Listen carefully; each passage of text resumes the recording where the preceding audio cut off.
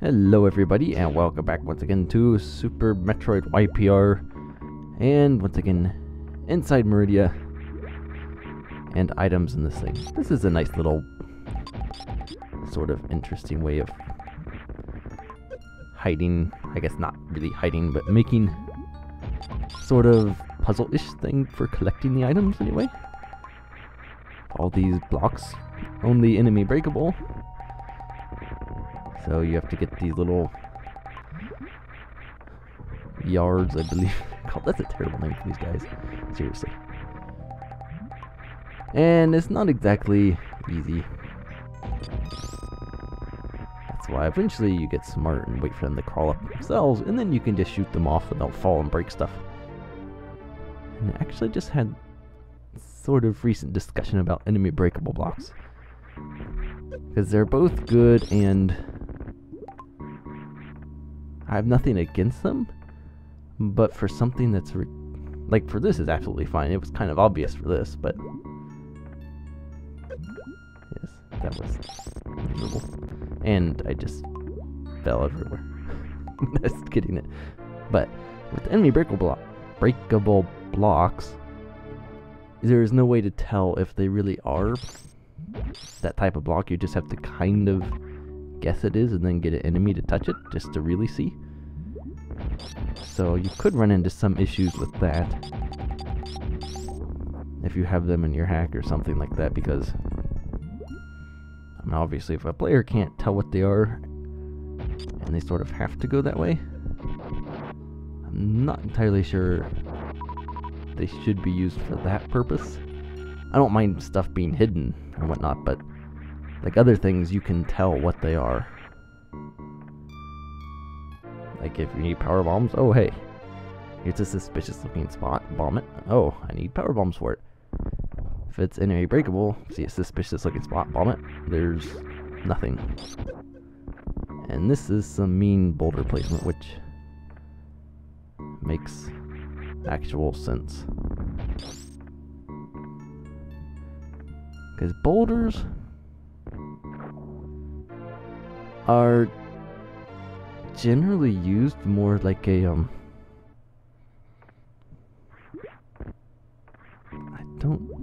I guess more like a warning of sorts. It's not quite what I'm looking for, but they're generally used in spots where they won't hit the player unless they really goober it up. They just kind of stop underneath them, and so it's actually kind of nice to see boulders used in a spot where it will actually hit the player. The player has to do more and try to actively avoid it. And this little thing was fun to do. You can either crumble jump up this, which would undoubtedly be faster, but I fail miserably. As you can see. You can also wall jump up it, which doesn't help me. Nothing helped me when I was doing this. The hard part about it is the guy, this little meridian bugs up top. So I hit every spike on the way down there.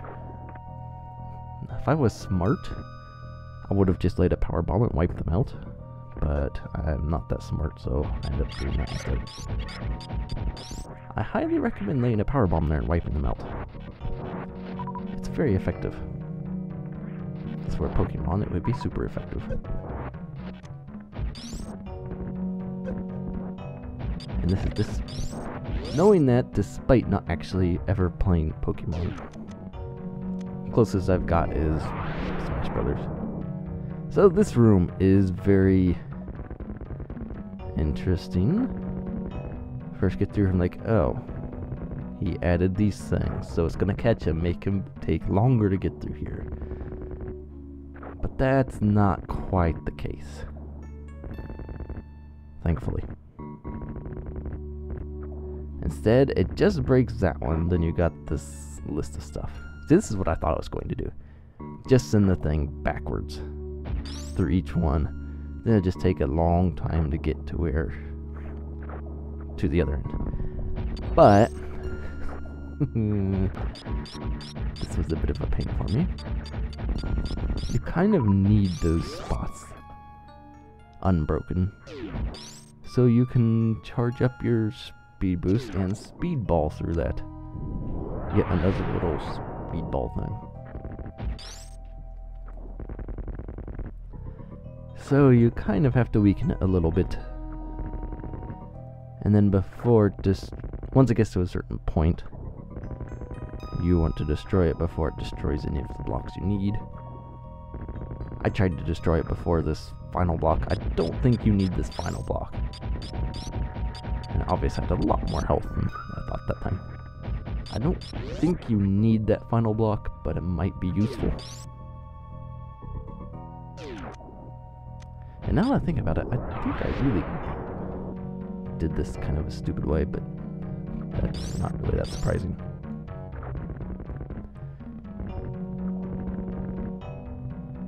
But this is an interesting little trial and error puzzle. Just work with it till you get it right. Just fiddle around with it, and eventually things will fall into place, and it'll work alright. Because here's what I just realized. I spend this whole time trying to speedball into there, and I catch my head on that little corner, clip my head on there quite a bit. I would have given myself more room if I just speed boosted and destroyed those little blocks in there. See, if I just kept running straight, I would have given myself a little bit more room to jump and then to muckball. I mean, speedball, and it doesn't really matter either way, but maybe you do need that last block there. Unless you do like a super short charge. In any case, eventually I do get this, and there's a nice reward. It's a little optional item that is very useful. And I still miss it.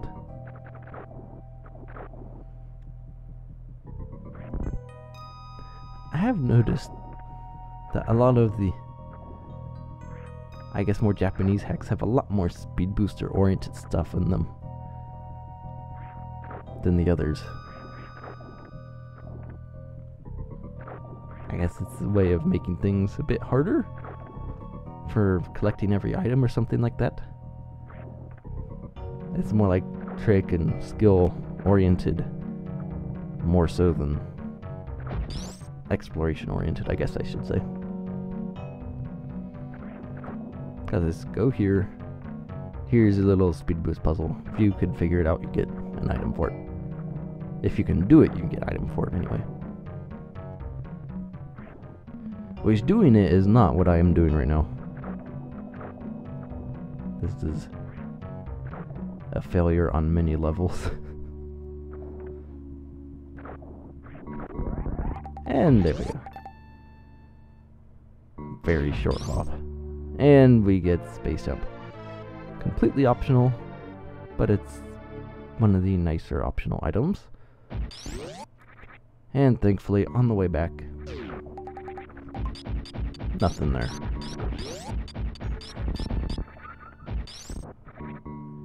That would be a big oversight to make if you have a puzzle like that, lead into the one-by-one room like that, and then the player finds out they have to speedball back out, and there's no room for them to charge anything. That would be a big error to make when making a hack.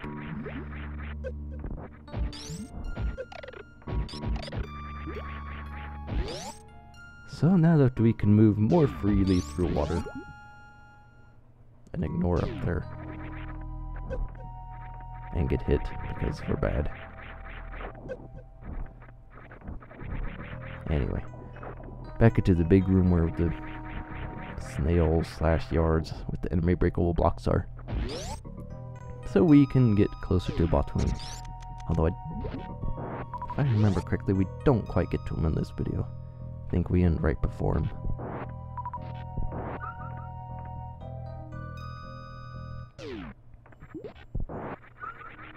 And with Space Jump, you can actually go Oh yeah, space jump is required to get another optional item known as Spring Ball. And instead of going around, I decided I could just glitch the gate, and thankfully I get it relatively fast. But yes, you need space jump to get Spring Ball, because Spring Ball is up where those reverse slopes are in that one room. Yeah, that one room, you know which one I'm talking about. There's good explanation there. But no, it's the one room coming up. I tried freezing the crab to climb up it, but the slopes blocked me. Now that I have space jump, I can get through there. And Spring Ball is up in that area. Oh, running through tubes. Up here is where I was talking about. These are all reverse slopes. And not many people know this, but the space jump timer is actually, and this is in the original game, the space jump timer is actually different underwater than it is above water. I don't understand why they did it like this, but see, like, I'm basically hovering next to the cylinder. There's no way that's possible with Super Metroid's quote-unquote normal space jump physics. But yeah, this is random ceiling you jump through. But underwater, there's a different set of physics for space jump, and it's allows you to jump a lot faster, so it's very strange.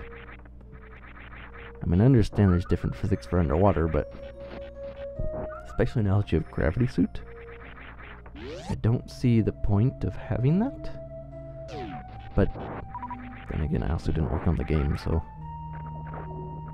like, I don't know even what purpose that would have for something within the game, within the original.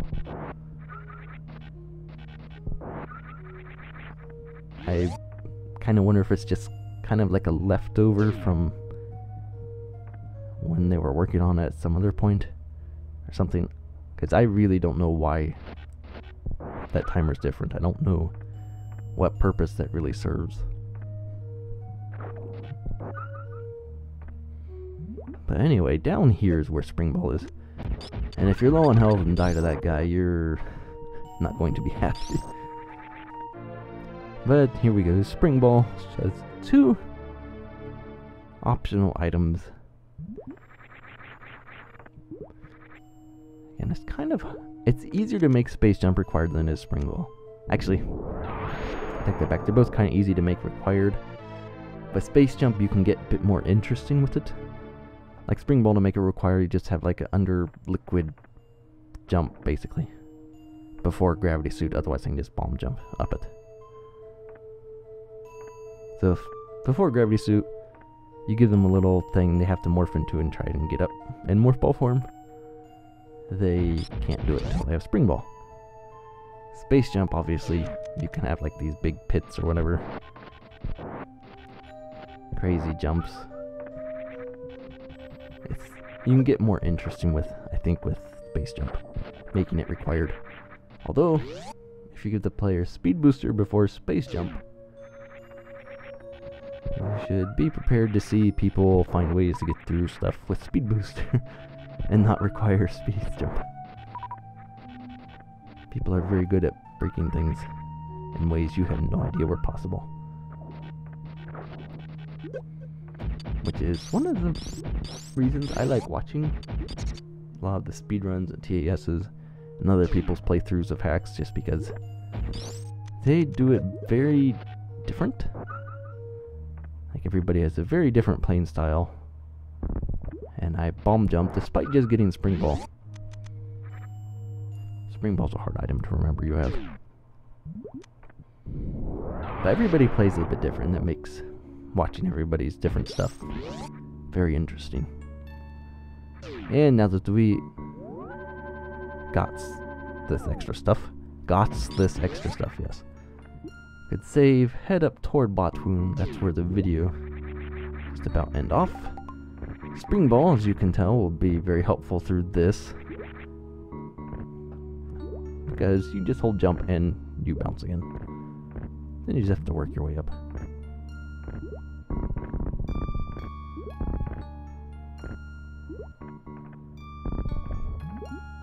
And just like that. So you're kind of, I would say, encouraged in air quotations there to get space jump and spring ball to make it up through there easier.